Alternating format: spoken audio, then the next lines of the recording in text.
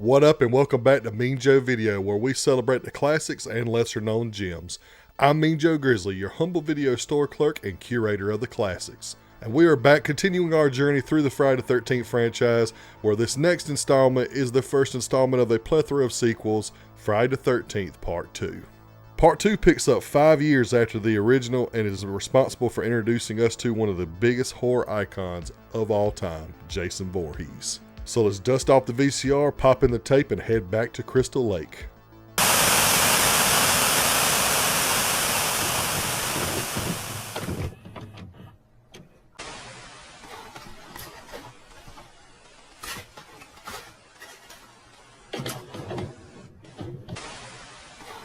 A group of camp counselors at a training camp near the infamous Camp Crystal Lake are warned to stay away from the seemingly cursed area. But as the carefree young people ignore the legends of Jason Voorhees and Camp Blood, they begin to be picked off one by an ominous lurking presence. It turns out, legends are real.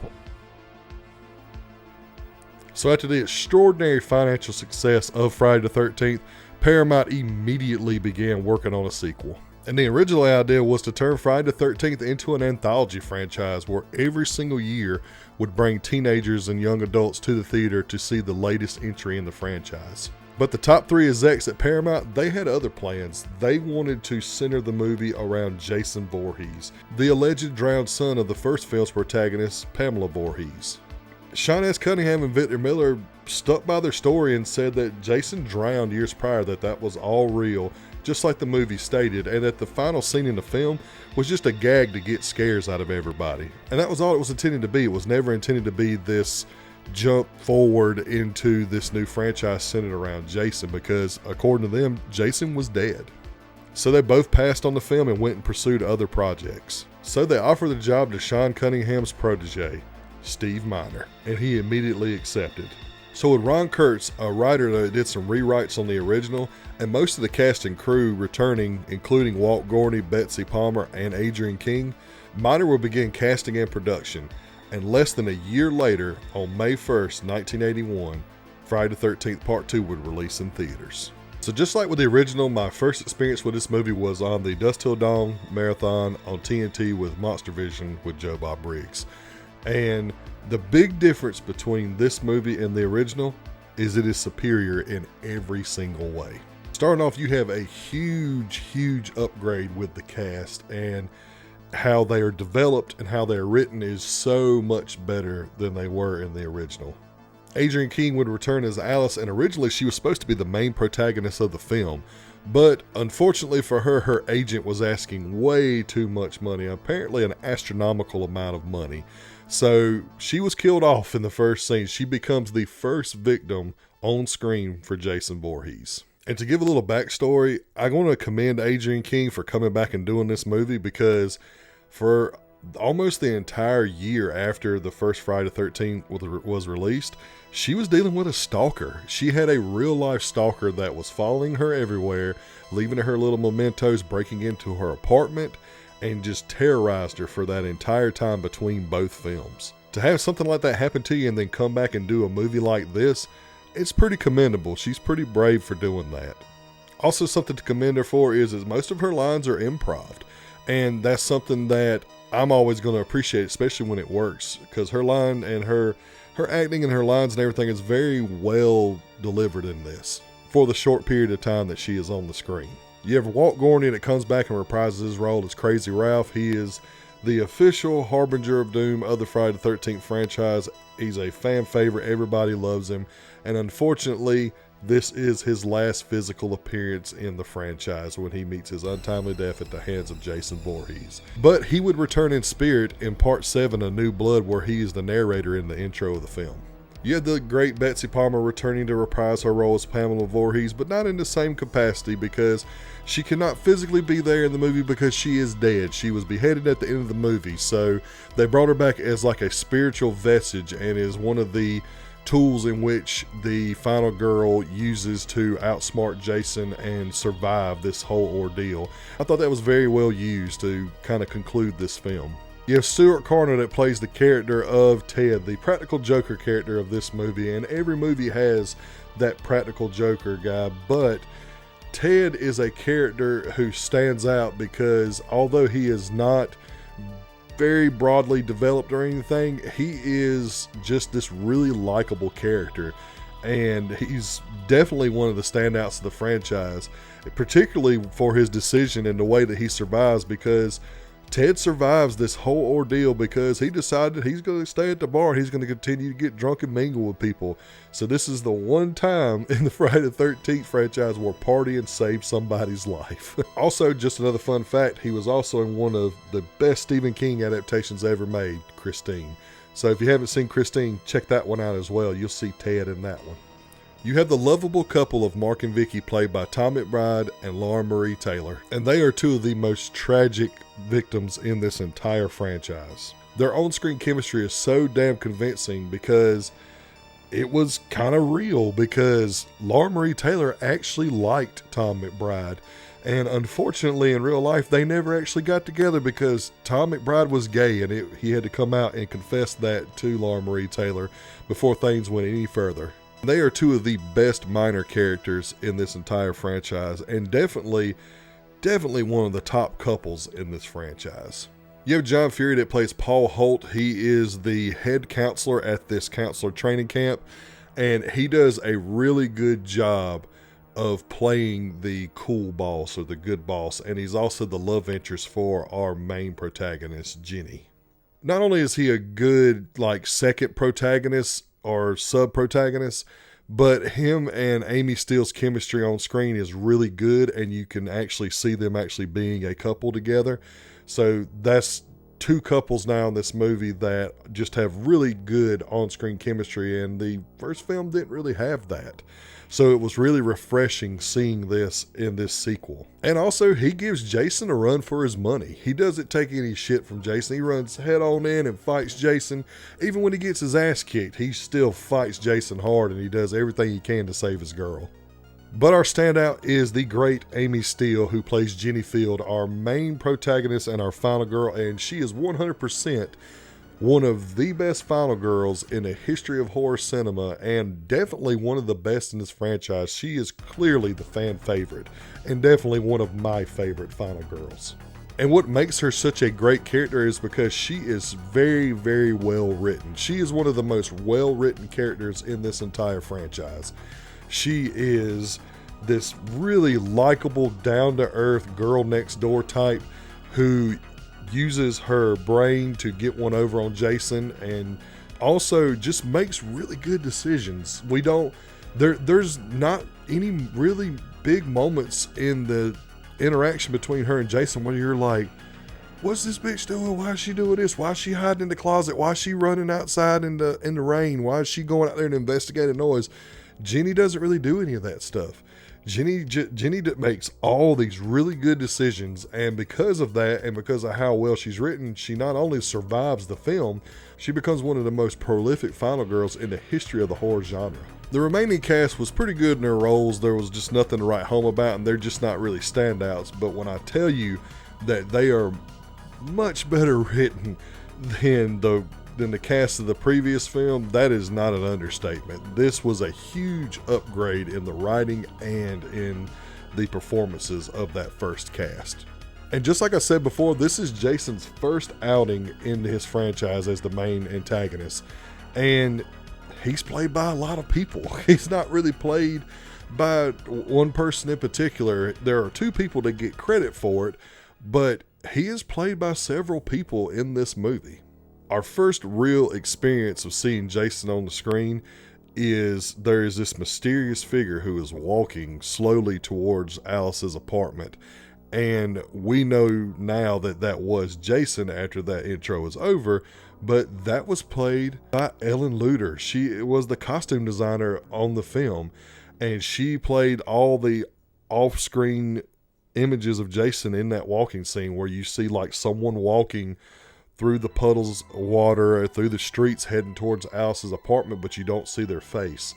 And she's also responsible for kind of giving Jason his first image. She came up with the idea to put the burlap sack on Jason's head. and her inspiration was the 1970s classic, The Town That Dreaded Sundown.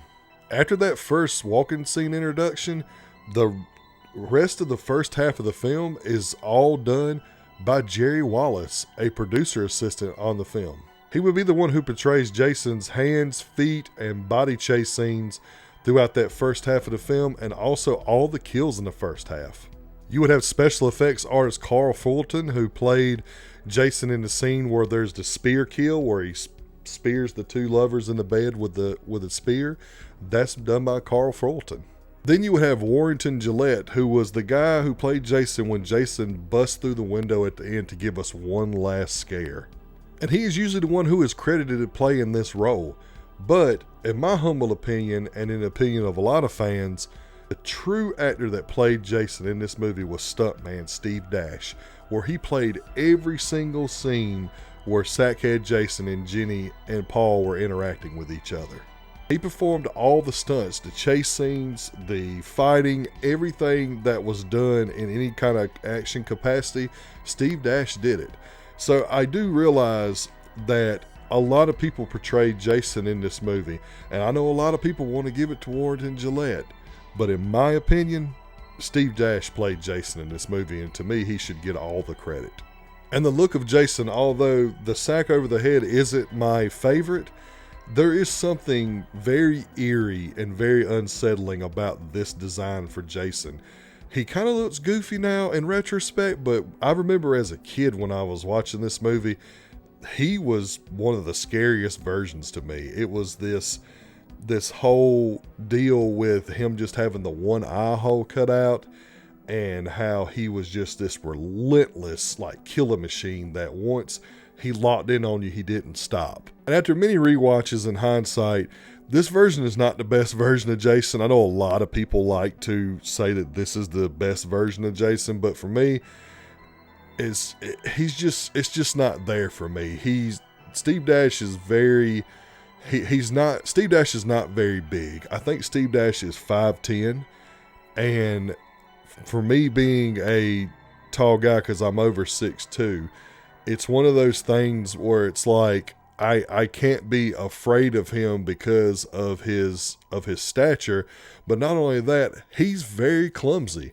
And it wasn't really Steve Dash's fault, because the mask only had that one eye hole, like he couldn't see anything. So it kind of added to the character, because it also gave us this is a very human character. Even though he's committing all these horrible murders, he is still vulnerable. He can still be beaten. He can still be outsmarted. So it kind of worked in that favor, but he's never really been as effective in hindsight, now that I think about it. In fact, in hindsight, it's just kind of goofy. It kind of reminds me of that scene in Django Unchained where all the Klansmen try to go down and kill Django and the doctor. Damn. I can't see fucking shit out of this thing. We ready or what? Oh, hold on. I'm fucking with my Oh shit.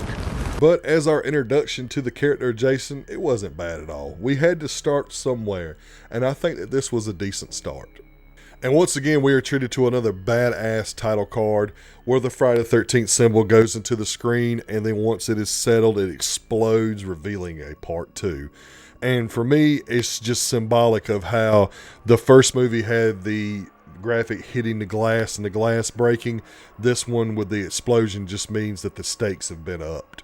This time the cinematography is a little bit different. They do have the POV perspective, and in a lot of times the POV perspective is done even better than it was in the first movie. It's just not as prevalent as it was in the first movie. They do more of a third person view in this movie, where you'll have someone's back looking towards the woods or peering through some bushes at somebody without revealing the face. And I felt like that was just as effective as the POV shots. But they do enhance those POV shots, because there are a lot of times where you see the killer's hands holding their tools of murder, heading straight towards the victim, and those shots are absolutely awesome, and I love them. One in particular is the knife scene where I believe the character of Vicky meets her fate, where the knife is coming towards the camera and all you see is the killer's hand. I thought that was so damn good in how they did that. The spear scene is another scene that does that enhanced POV better than it did in the original. Even though it ripped off a Bay of Blood, it was just really cool how you see the spear go into the back, off screen go into the back of the two victims, but then it cuts to the floor under the mattress and you see the spear hit the floor. I thought that was a brilliant shot. And a lot of times it comes off as corny as hell, and I know a lot of people say that this part of the movie really is their least favorite part because it's kind of cheesy, but I think the Pamela Voorhees vestige scene at the end of the movie, I thought that was done very well. It was the way that they did the cinematography just really fit what they were going for there. I thought that was pretty damn cool. You got this one scene where the character of Mark meets his fate and the aftermath of his death, where his wheelchair is rolling down this long big stairwell. That shot is awesome, especially towards the end of the shot where it zooms in on the machete in his face. I thought that shot was so damn cool too. And that shot also, and there's a couple more shots too where they reincorporate the screen whiting out when a character dies. And I always like that effect too. Harry Manfredini returns, of course, to bring us a different version of the score. He builds off of that original score. This time he has this like moment in the score where it kind of feels like everything's good. The good guys are victorious, only to plunge people right back into terror when they least expect it. And I felt like that this version of the score is one of his best. It's the first time that he branched out and built off of that first score. That just proves once again that Harry Manfredini can take the same score and just continue to be original with it over and over again. Then we got some good kills in this movie. But we also have a lot of goofs.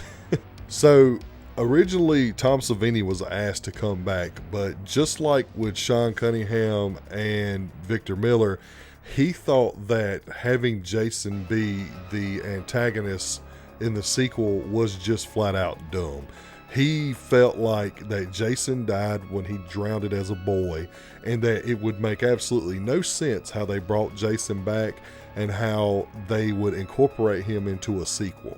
So he passed on the project. He went to go do The Burning instead, which in itself is one of the greatest camp slashers ever made. And I highly recommend y'all check that one out. So they hired Stan Winston, and unfortunately Stan Winston couldn't fulfill his contract because of scheduling conflicts. So he had to leave the project, and that is crazy how we could have gotten a Friday the 13th movie with special effects done by Stan Winston.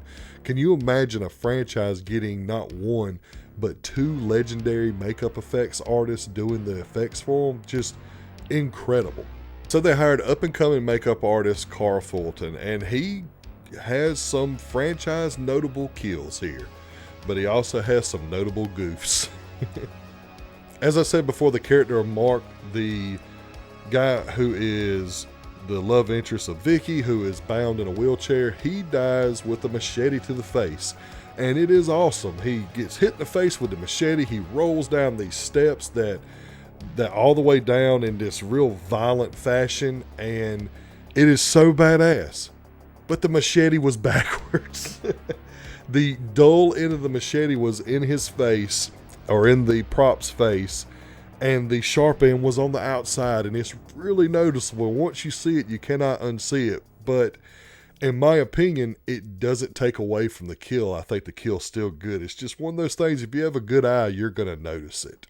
And I thought this kill was really cool too, because how they achieved Mark's chair going down the steps without it just flipping over and tumbling. They put the chair on this track, and they strapped Mark in the chair and sent him down backwards down the steps. So I thought that was pretty awesome. And probably a more egregious fuck up was when they killed Scott, where they actually have him, he gets caught in this like snare trap by whoever laid it. I don't think Jason laid it. I think one of the practical jokers did. So he's hanging upside down, and you hear Jason coming from the woods, and you see Mark's face hanging, and he's hanging from this rope, and you see Jason put the blade under his neck, and the blade's backwards, and it looks absolutely dumb. It's one of those that the one with Mark's death getting hit in the face with the machete, it's an all-timer, even though it has that goof. But there's a way to kind of forgive that one because of the incredible after effect of that death. But with Scott's case, it was damn near off screen. It actually showed the throat slit, but when you see the dull part of the blade slitting someone's throat, it just looks absolutely ridiculous, and it's not effective at all.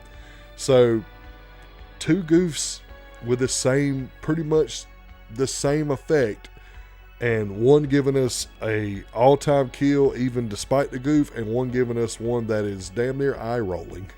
But one of the cool kills as far as a machete kill goes in the movie where they did not fuck up was Jason's death at the end of the movie. They actually Amy Steele buries the machete in his chest down to here, and the blade is the right way, and it looks absolutely gnarly. There's blood coming out, but it's not spurting out, so it kind of looks very realistic.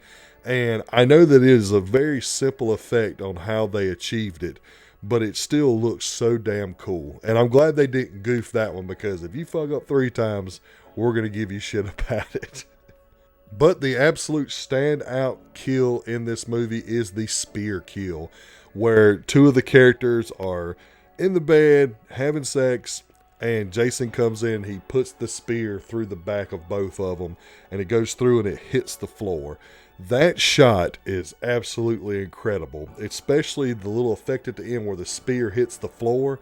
That is absolutely an all-timer, one of the best kills in the franchise.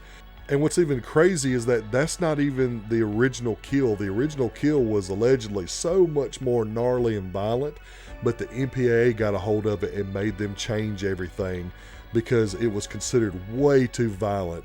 And according to legend, a couple of makeup artists that actually have seen the original footage of this kill said it is one of the greatest, most brutal kills that they have ever seen in a horror movie.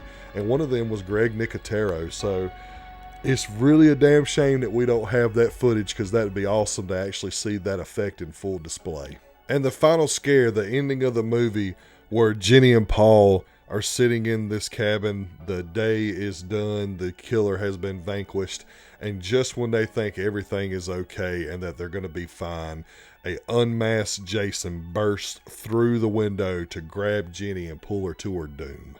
And that picture, or that image of Jason's face as he comes through the window, is awesome. It is so iconic. Even though it's a dream sequence and it doesn't ever really happen, and it kind of has this confusing like effect on the movie, because after she's pulled out the window, the screen goes white, and then you cut to her being carried out into an ambulance, and Paul is nowhere to be found, and all she keeps saying is, "Where's Paul?" And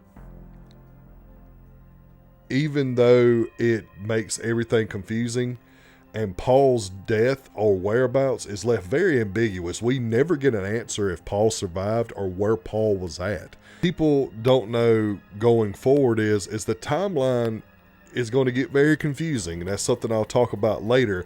But the next movie takes place the very next day, and the look of Jason compared to the look that he has in part 3 would not match up, and there would be no time for him to actually change his appearance like that, because it literally happens the very next day.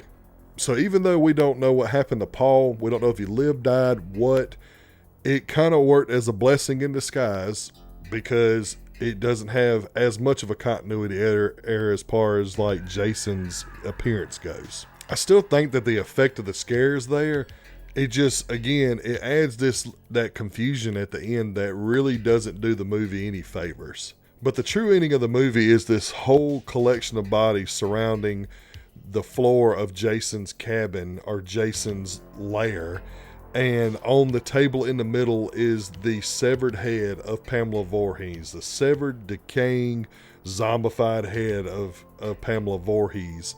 And the movie rolls credits after the screen goes black, focused on that head. And I think at the end of the movie, the original idea is for the eyes to open. And ultimately, Steve Miner and them decided not to do that. And I think that was a good choice. And before I move on to anything else, I just want to say, what about Muffin? we know that Paul's death is left ambiguous, but just before Jason burst through this window, there has been this dog that has been missing the whole time. I believe it's a Shih Tzu. And we haven't really seen the whereabouts of the dog. We just found like remains of the dog. And we just assumed that Jason killed and ate the dog. But he didn't, because in the dream sequence, there's a rap at the door. And Paul opens up the door thinking that he is going to be set upon by Jason or something else, and it's Muffin. And before Jason bursts through the window, Jenny's holding her arms out as Muffin is coming to her. But the dream sequence happens and they're carrying away Jenny into the ambulance, and Muffin is nowhere to be found. So what the hell happened to Muffin? And unfortunately, this movie, just like I stated before, begins the very confusing timeline that Friday the 13th has, particularly in the first 4 movies. So at the beginning of the movie, when Jason kills Alice, that takes place 2 months after the events of the first film, which I believe is said to have taken place in June 13th, 1980. Then we have a 5-year time jump to June 13th, 1985, where we have the events of the second film. And that doesn't sound too bad, right? Well, then it gets real muddled in the third film, because in the third film, the movie takes place exactly 1 day after. And then the fourth film takes place the day after that. And with this comes a whole plethora of continuity errors, but it's very important to just not get so caught up in it, because if you do, you're just going to be sitting there scratching your head. So I'm going to try to point those out as we go further, but don't get too caught up in it, because it's just something that you got to just go with. As far as financial success goes, part 2 continues that financial success. And even though it didn't make quite as big of a profit as the first one did, it still made a lot of money. This movie had double the budget of the first film, coming in at $1.25 million, and it made a box office of $21.7 million. So that is still an incredible profit. And although it didn't make as much of a profit as the first film, the executives at Paramount were still very pleased, and they wanted a sequel immediately. So producer Frank Mancuso Jr. was offered to either go off and do something else or to produce his own film. So he chose to do the sequel to this movie. And just like with that first film, this movie had insane critical backlash and was reviled by critics everywhere. Roger Ebert gave it like a half a star, saying that it was no different than any of the other slashers that were released that year. The Clarion Ledger said that this was dime store thrills that would only make a regular 4th grader feel intellectually superior. And Terry Levison said it was a special effects freak show that only appeals to people who are immune to violence.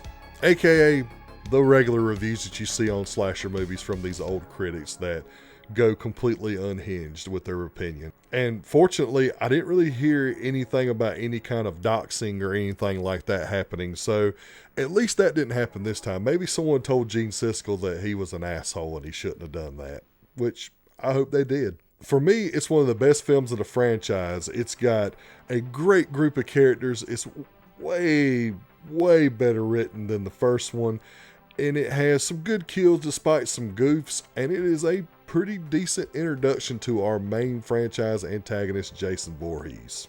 It definitely surpasses the original in almost every single category, and I think it is an absolute must-watch for fans of the slasher subgenre. So with that, I am giving Friday the 13th Part 2 a 4.25 out of 5.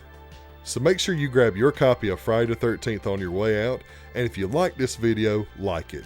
And if you like it enough, please head over to my channel, Hit subscribe and the bell button so that you never miss a video.